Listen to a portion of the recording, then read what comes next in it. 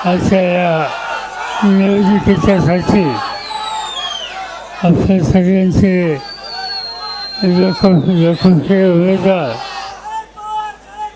Supriya Sule, doctor Amol Kolhe, Ravindra Dangekar, व्यासपीठाचे विविध पक्षांचे सगळे नेते आणि भर उन्हामध्ये गेले 2 तास आपण या ठिकाणी थांबलात तर आपण सगळी बंधू बघितली. आजचा दिवस हा निवडणुकीच्यासाठी उमेदवारांचा अर्ज भरण्याचा दिवस आहे आणि अर्ज भरायला तुम्ही इतक्या उत्साहानं या ठिकाणी आलात तर अर्ज भरल्याच्या नंतर मतदारसंघामध्ये तुम्ही किती जोमानं काम करणार आहात याचं दर्शन आज तुमच्या उपस्थितीने या ठिकाणी सगळ्यांना झालं. अनेक तास या ठिकाणी तुम्ही आहात आणि स्पष्ट सांगायचं म्हणजे पुढच्या काही दिवसामध्ये अनेकदा तुमच्याशी संपर्क साधायची संधी आम्हाला सगळ्यांना मिळेल. त्यामुळे मी काय अधिक वेळ घेणार नाही. आज ज्यांच्या हातात सत्ता आहे त्यांनी गेली 10 वर्ष या देशाच्या जनतेची फसवणूक केली.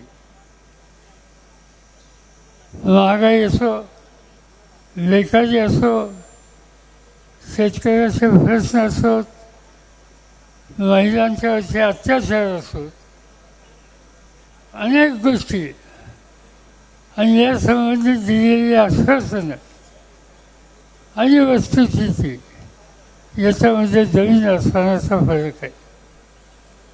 2-3 गोष्टी तुम्हाला सांगतो. साधी गोष्ट आहे, पेट्रोलच्या किमती. मोदी साहेब 2014ला सत्तेत आले. 2014ला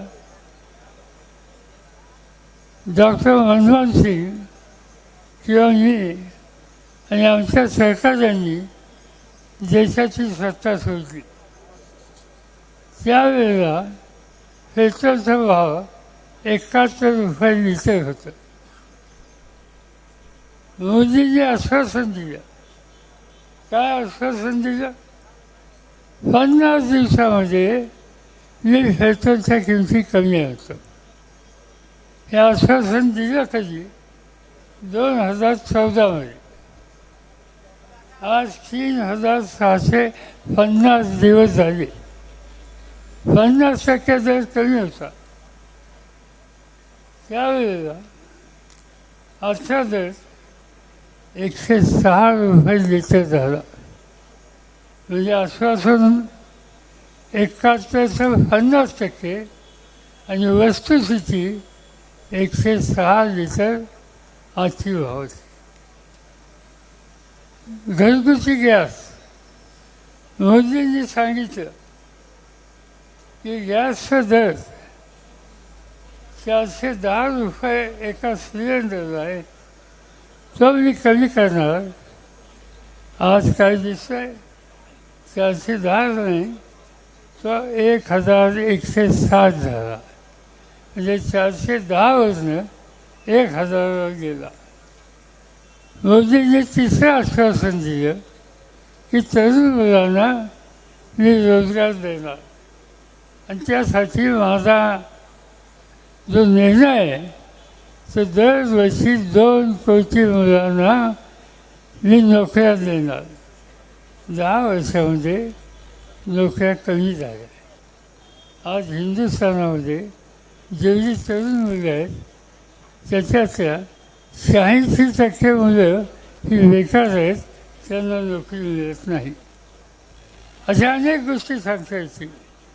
याचा अर्थ हा आहे की शब्द द्यायचा, आश्वासनं द्यायची आणि कृती उलटी करायची ही जर नीती मोदींची असेल तर त्यांच्या हातामध्ये सत्ता द्यायची नाही हा निकाल आपल्याला घ्यावा लागेल. सत्तेचा उन्माद काय असतो तो या राज्यकर्त्यांनी दाखवला आणि त्याची उदाहरणं त्याची झाली. झारखंड म्हणून राज्य आहे, आदिवासींचं राज्य आहे, आदिवासी मुख्यमंत्री आहे. मोदींच्या टीका केली. आज आदिवासी मुख्यमंत्र्याला झारखंडच्या तुरुंगात टाकले. गेले 6 महिने मुख्यमंत्री जेलमध्ये.